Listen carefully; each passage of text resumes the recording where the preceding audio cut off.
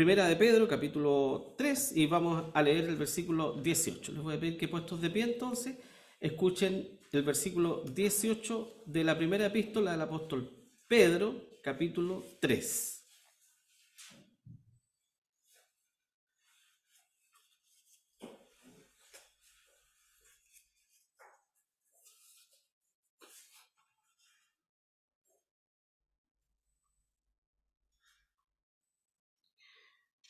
Bien, dice así la palabra del Señor. Porque también Cristo padeció una vez por los pecados, el justo por los injustos, para llevarnos a Dios, siendo a la verdad muerto en la carne, pero vivificado en espíritu. Amén. Oremos. Padre Celestial, gracias te damos nuevamente por permitirnos estar en tu presencia, para poder escuchar y meditar, Señor, en tu palabra, lo cual siempre, Señor, trae tanta bendición para nuestra vida. Gracias porque tu palabra es una fuente inagotable. Aunque leamos 1000 veces, Señor, un versículo, un capítulo, un libro de tu palabra, siempre, Señor, sacaremos provecho y aprendizaje y enseñanza, Señor, para nuestra vida. Padre Celestial, gracias, porque podemos ver en esta tu ley, tu palabra, no solo una ley, sino que también, Señor, el reflejo de un Dios que nos ama y que está preocupado siempre de sus hijos. Padre Celestial, te ruego que tu presencia esté en medio nuestro, te ruego que perdones nuestros pecados, nos limpies de todas nuestras faltas y que nos des la bendición de poder estar concentrados, Señor, en tu palabra, que nada, Señor, nos distraiga, ni las preocupaciones propias, Señor, de este mundo, sino que podamos tener la bendición de estar siendo alimentados, Señor, de esta tu palabra. Señor, te rogamos esto en el nombre de Jesús. Amén. Bien, tomen asiento, hermanos.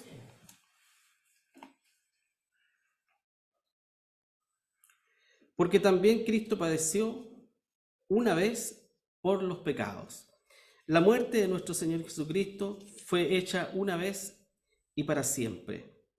Por lo tanto, todos quienes han abrazado la fe en Cristo han recibido el perdón de sus pecados y han sido salvados eternamente. Y esto no de vosotros, como dice la palabra del Señor, sino que es don de Dios.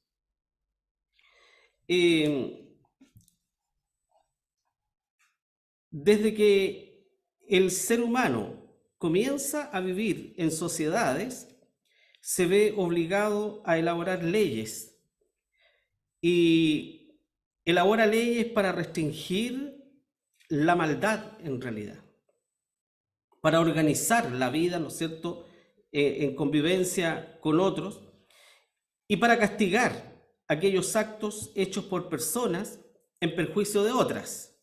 Las leyes, eso es lo que establecen.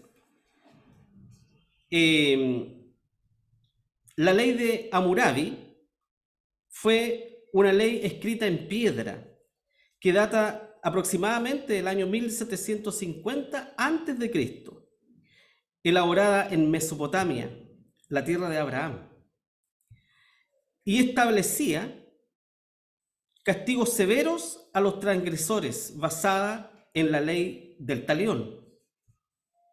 Esta ley fue escrita en piedra incluso antes de la ley de Moisés. Se cree, ¿no es cierto?, que Moisés escribió las leyes por alrededor del año 1200 antes de Cristo. Bueno, esta ley de Hammurabi data del año 1750 y fue escrita por el rey de Babilonia llamado justamente Hammurabi. Hay otras leyes anteriores a esta que datan del año 2000 a.C., de las cuales hay muy poco vestigio, pero esta ley es una ley que está completa, está tallada en una piedra, ¿no es cierto?, y existe todavía por ahí en un museo. Y por eso se tiene noción de esta ley. ¿Qué establecen las leyes? Las leyes establecen que el transgresor debe ser castigado y que solo él debe responder por sus actos ante la ley. Esta ley de Hammurabi establecía castigos en realidad severos contra los transgresores. Como por ejemplo, si un hijo golpeaba a su padre, se le cortaba la mano. Eso es lo que establecía esta ley. Todavía hay países, ¿no es cierto?, del Medio Oriente que tienen estas costumbres y que datan, ¿no es cierto?, de tantos siglos atrás. En conclusión, entonces, podemos deducir que las civilizaciones antiguas y modernas establecen lo siguiente, que el transgresor de la ley debe pagar sus culpas. Todas las leyes establecen eso, ¿ya? Quien pasa a llevar la ley, entonces, debe pagar aquello que hizo, ¿verdad? Debe pagar sus culpas. Pero quiero referirme a la expiación de parte de nuestro Señor Jesucristo hoy día. Y la expiación, en realidad, lo que refleja es la grandeza de Dios. La expiación refleja el gran amor y la misericordia y la justicia de Dios, perfectas, todas. Perfecto amor y perfecta justicia. No podemos encontrar en ninguna ley humana este equilibrio perfecto que solo lo podemos encontrar en Dios. Perfecto amor y perfecta justicia. Las leyes modernas han tenido que establecer un acto humanitario, en realidad, que se conoce, ¿no es cierto?, como el indulto. Ustedes saben lo que significa el indulto, ¿verdad?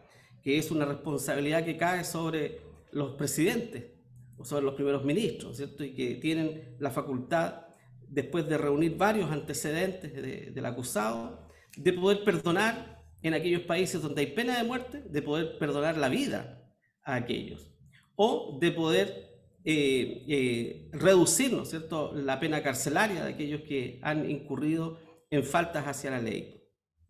Pero aún eso, aunque sea un acto humanitario, es un acto, podríamos decir, claro, de amor, de humanidad, pero no es justo. No habla de justicia. ¿Por qué?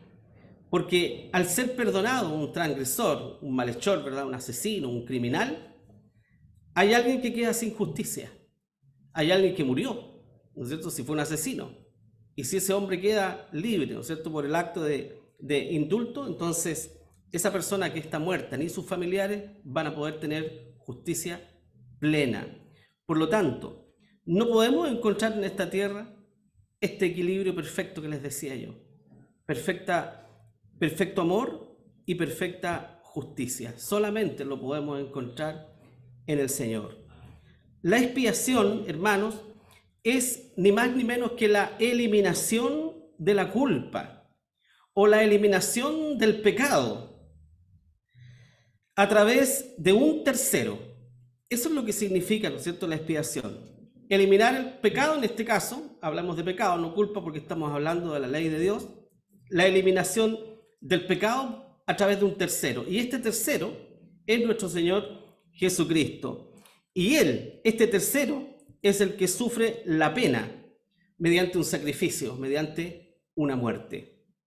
Es como si esto lo aplicásemos, ¿no es cierto?, a las leyes humanas, y un transgresor, ¿no es cierto?, que pasa a llevar la ley y asesina a una persona y está en la cárcel, ¿verdad? Y imaginémonos a un tercero, que nadie se pondría en ese lugar, ¿no es cierto?, para morir en lugar de ese asesino, para que el asesino salga libre, pero que la culpa sea pagada. Y aunque así fuera, los actos hechos por los hombres mueven al odio y al rencor a las personas. Por lo tanto, aunque hubiese un tercero que pagara, ¿no es cierto?, en la cárcel, o que pagara la muerte, ¿no es cierto?, por un asesino, va a haber familiares de ese hombre o esa mujer que fue asesinado, que tendrán odio en su corazón y que no verán en eso una justicia perfecta. Aún en eso, podríamos decir que la justicia humana no puede ser perfecta. Es imposible. Como consecuencia, entonces, de la expiación, se borran las culpas. Y en el caso del pecado, que es lo que estamos tratando en este caso, se obtiene esto tan preciado, ¿no es cierto?, para los cristianos, que es la reconciliación con el Señor. Eso es lo que conlleva la expiación de nuestro Señor Jesucristo, la expiación vicaria de Cristo, conlleva, ¿no es cierto?, en que cada uno de nosotros, quienes hemos sido expiados, a quienes nuestros pecados han sido, por quienes nuestros pecados han sido pagados, en realidad, podemos tener reconciliación con Dios. Y no solamente eso, sino que podemos ser llamados hijos de Dios, como Juan el apóstol decía, mirad cuál amor nos ha dado el Padre, que seamos llamados hijos de Dios, ¿verdad? Ahora somos hijos de Dios, ¿no es cierto? Entonces, esta expiación maravillosa que manifiesta el perfecto amor, pero la perfecta justicia de Dios, es la que nos trae o nos reconcilia con Dios el Creador. Perfecto amor. ¿Por qué? Porque Dios muestra su gran amor por nosotros, enviando a aquel quien iba a pagar por nuestras culpas. Jesús cargó con mis pecados y con mis culpas. Él pagó, ¿verdad? Porque el pecado debe ser castigado, la maldad debe ser castigada. En el Antiguo Testamento, Dios ordenó a los sacerdotes llevar a cabo sacrificios para hacer expiación por los pecados, primero de ellos, ¿verdad?, del propio sacerdote, y luego por los pecados del pueblo. En ese llamado día de la expiación, o conocido como el Yom Kippur, que todavía lo practican, ¿no es cierto?, los judíos, y que permitía al sumo sacerdote entrar al lugar santísimo solo una vez en el año. Era un privilegio del sumo sacerdote, y solamente una vez en el año, hermano, solamente una vez en el año, entrar allí al lugar donde se manifestaba la presencia misma de Dios. Nosotros tenemos 365 días del año en la presencia del Señor. ¡Qué privilegio es para aquellos quienes nuestros pecados, ¿verdad?, han sido perdonados y borrados, expiados por el sacrificio de nuestro Señor Jesucristo!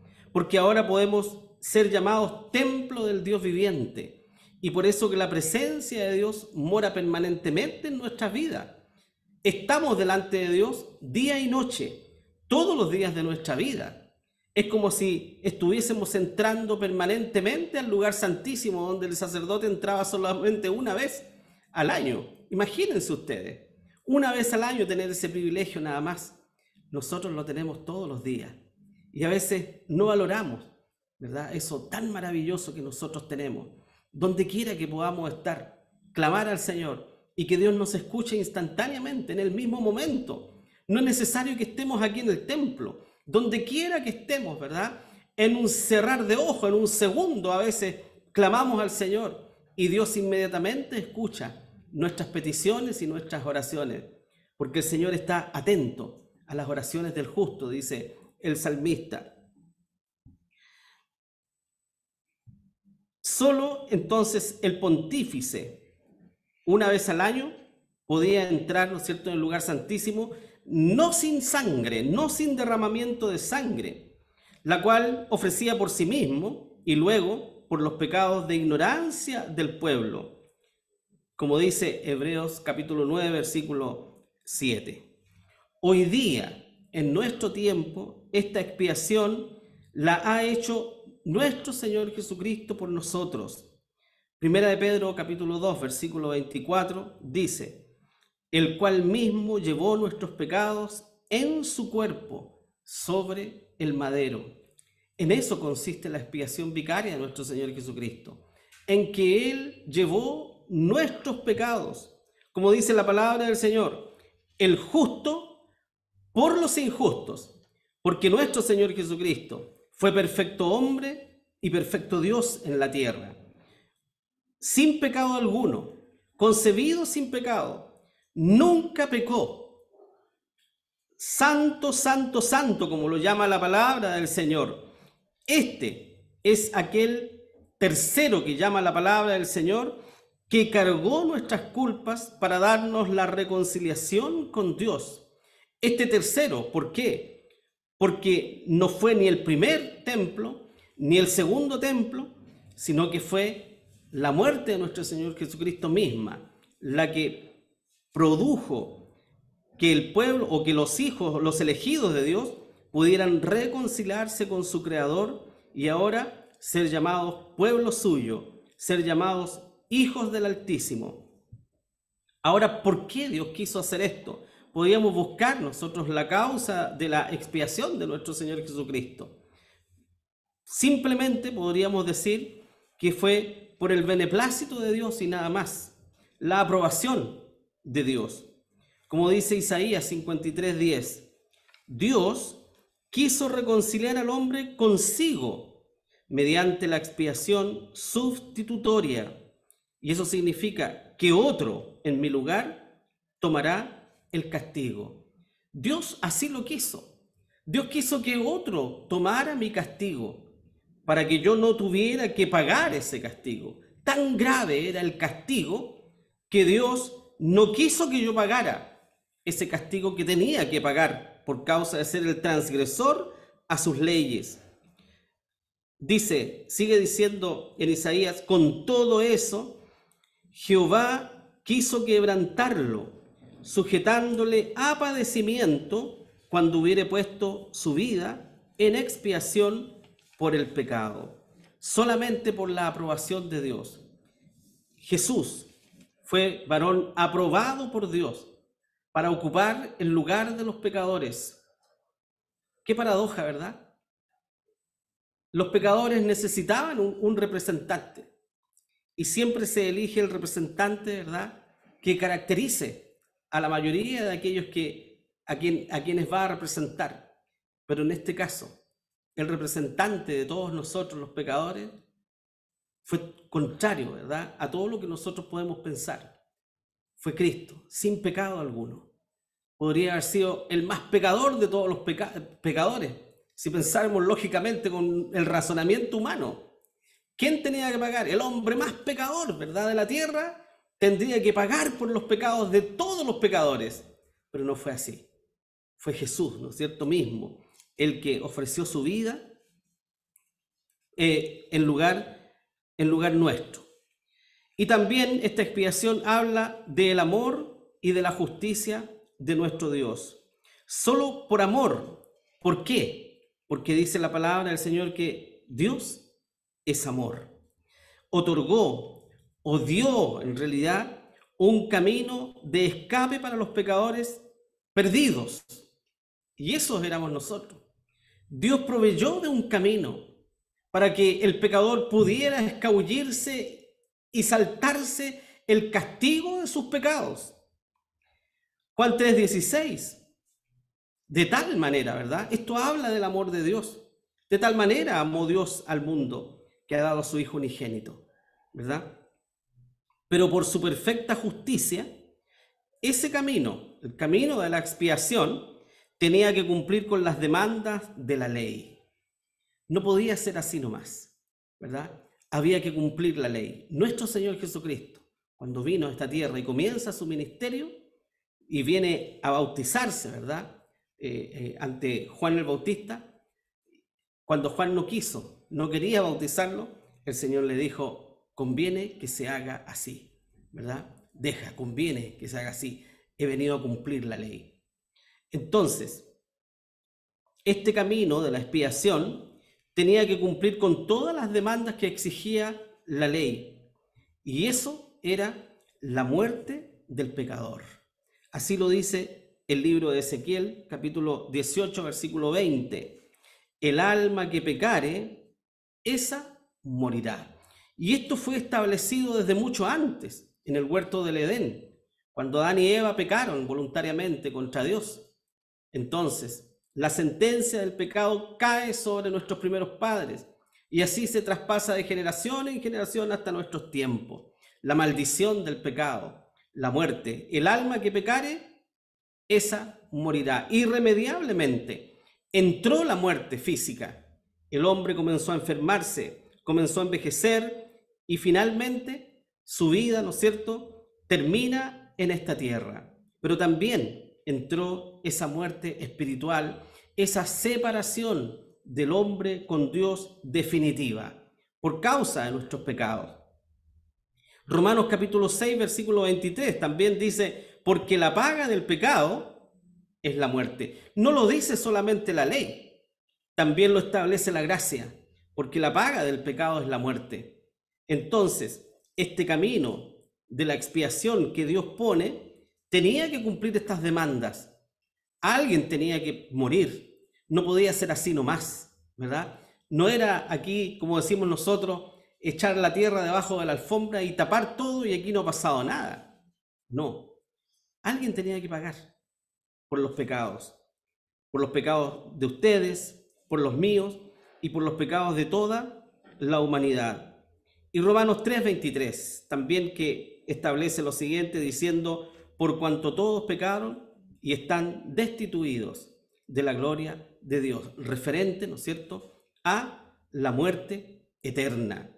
Y referente a la muerte física, porque la paga del pecado es la muerte física, pero también estar destituido de la gloria de Dios es no tener vida eterna, es estar condenado por la eternidad, es la muerte segunda, como lo establece la palabra del Señor.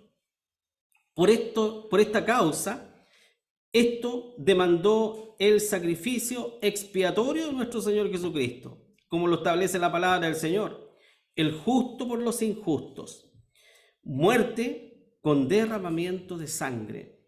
No podía ser una muerte así nada más, podría haber sido una muerte por causas naturales, dice uno, ¿verdad? O otra muerte. No, tenía que ser una muerte con derramamiento de sangre.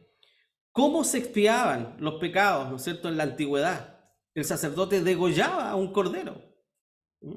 Yo nunca he visto degollar un animal, en realidad. Creo que no me gustaría verlo, ¿ya? Pero el sacerdote degollaba a un animal. Simplemente, ¿qué culpa tiene ese animal de los pecados que hacía el pueblo? Podemos decir nosotros, ninguna, si es un animal, ¿verdad? Pero eso iba estableciendo, ¿verdad?, e iba apuntando hacia la venida de nuestro Señor Jesucristo, hacia ese Cordero definitivo que iba a expiar los pecados de la humanidad. Y así nuestro Señor Jesucristo también fue muerto con derramamiento de sangre. Perfecto amor, entonces, Dios da el perdón a través de este derramamiento de sangre. Y perfecta justicia, alguien debe pagar, porque la paga del pecado es la muerte. Ahí tenemos el equilibrio de Dios, que establece Dios a través de la expiación vicaria de nuestro Señor Jesucristo. Claro, podemos decir, qué injusto que nuestro Señor pagara por nuestros pecados, ¿verdad? Pero Dios no obligó a nuestro Señor Jesucristo. Él voluntariamente tomó forma humana, ¿no es cierto?, para venir y sacrificarse para el pecador, ¿no es cierto? Lo hizo voluntariamente y lo hizo por amor. Nuestro Señor Jesucristo, Dios mismo, humanado, ¿verdad?, toma esta decisión y se entrega a sí mismo por los pecados de la humanidad. Ahora, ¿cuál es la naturaleza de esta expiación? Primero, esta expiación está fuera del hombre, porque no la produce el hombre. El hombre está separado de Dios y el hombre ha creado una infinidad de caminos para acercarse al Creador. En la antigüedad, los pueblos originarios, a través del sol, del Inti, de la Pachamama, Mamacocha y tanta cosa, y en otras culturas en Europa, ¿verdad?, el hombre ha creado una infinidad de caminos para contactarse con su Creador. Ha tratado, ¿no es cierto?, de acercarse al Creador de alguna manera, pero la naturaleza de esta expiación está fuera del hombre. El hombre no podía producir esta expiación por sus propios medios. Por lo tanto, esta expiación es objetiva. No fue hecha ni podía ser hecha por hombre alguno, porque no había un ser humano, ni uno solo, que nunca peque. No había un ser humano en esta tierra, a través de toda la historia de la humanidad, ni lo ha habido, ni lo habrá tampoco, que nazca sin pecado alguno y se mantenga sin pecado en su vida completa. Todos estamos bajo la ley del pecado y por lo tanto estamos bajo la maldición del pecado en nuestra vida, que es la muerte. ¿Y cuál es la maldición del pecado? La enfermedad, ¿verdad?, la muerte y cuántas otras cosas también. Si vemos a nuestro alrededor, vamos a ver la maldición del pecado por doquier: la borrachera, la droga, la violencia en este mundo, la inmoralidad, todo eso, ¿verdad? Es la maldición que el pecado produce en la humanidad hoy día. Por lo tanto, esta naturaleza, la naturaleza de la expiación, ¿verdad?, estaba fuera del ser humano. El ser humano no podía trazar un camino de salvación con manos impuras y manchadas por el pecado. Porque Dios, quien era el ofendido por nuestros pecados, porque ¿a quién ofendemos nosotros cuando pecamos? Ofendemos a Dios, porque el creador de esta ley es Dios. Las leyes que fueron creadas, ¿no es cierto?, en la antigüedad, la ley de Hammurabi u otras leyes anteriores que fueron creadas allá en Mesopotamia, en Ur, de donde venía el mismo Abraham también, existían leyes ya en esa época, ¿verdad?, creadas por los reyes. Y esas leyes eran creadas para agradar a esos reyes. Y cuando se faltaba a esa ley, se faltaba al rey o al emperador. Por lo tanto, hoy día, el hombre, cuando peca, peca contra Dios mismo, porque es contra su ley, contra la cual está faltando. Entonces Dios, reconciliando consigo al mundo, justifica al pecador que acepta la expiación hecha por Cristo. Eso es la que permite la reconciliación del hombre con Dios. Gálatas 3:13 dice: Cristo nos redimió de la maldición de la ley, hecho por nosotros maldición. Jesús se hizo maldición por causa nuestra.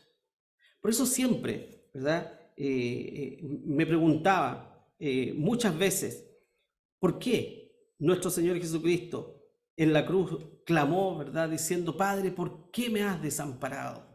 ¿Qué ocurrió en ese instante que Jesús experimenta la separación perfecta que había entre él y su Padre? Cuando Jesús oró en presencia de sus discípulos, dijo: que sean uno, así como tú y yo, oh Padre, somos una cosa.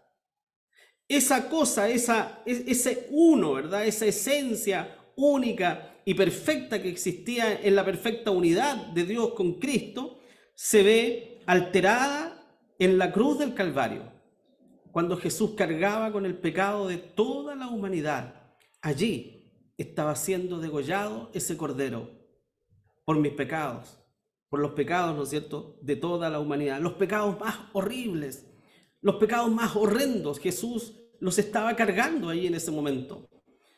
Imagínense ustedes los pecados más horrendos que pueda cometer un ser humano hoy día contra la ley. Eso es lo que podemos imaginarnos nosotros. Un hombre, un asesino, un criminal, un violador, un asesino en serie, o tanta cosa, ¿verdad? Un hombre tan lleno de maldad y de odio en su vida. Todos esos pecados, pero también los pecados míos, que no son menores. Todo eso lo cargaba este cordero que estaba siendo degollado allí en la cruz.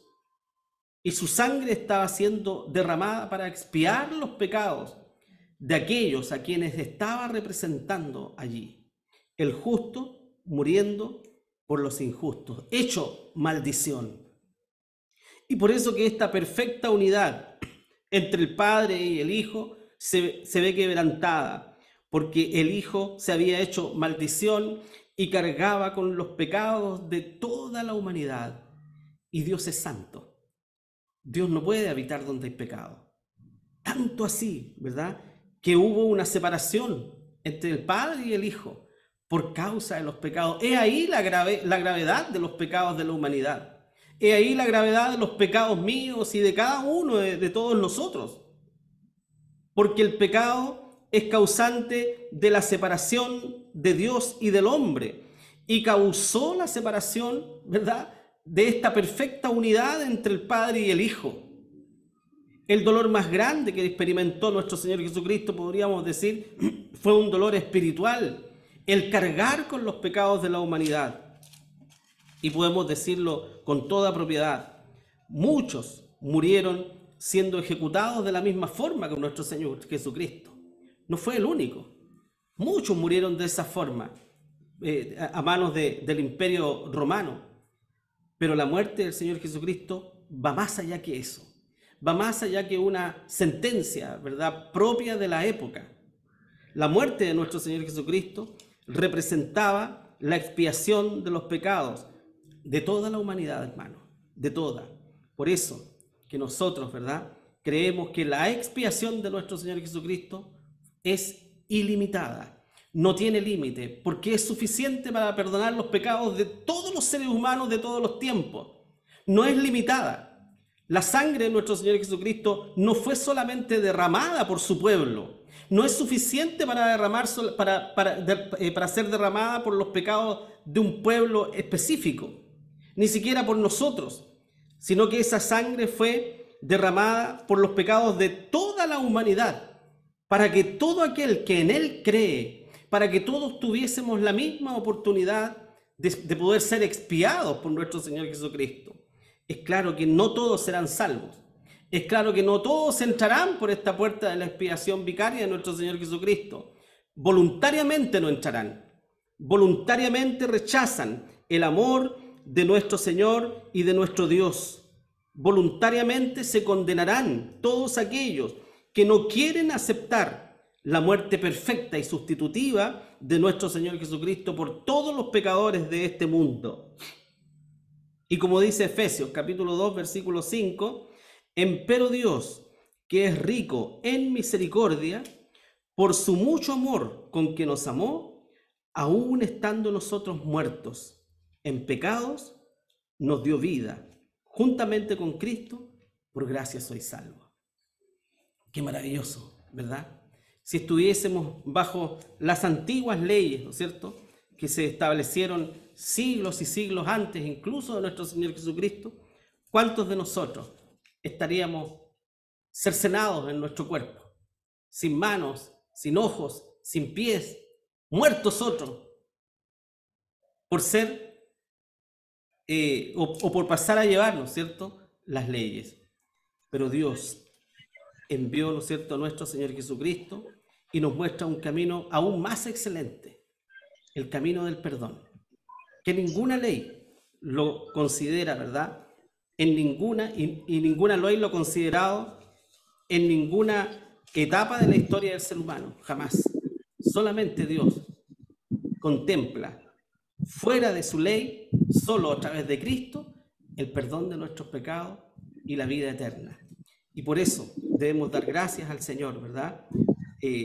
Porque Jesús voluntariamente quiso someterse a este derramamiento de sangre, a ser degollado como un animal, ¿verdad?, como un cordero, para que su sangre fuese derramada y cayese sobre la tierra para perdonar y para expiar los pecados de todos nosotros que no merecemos la vida eterna.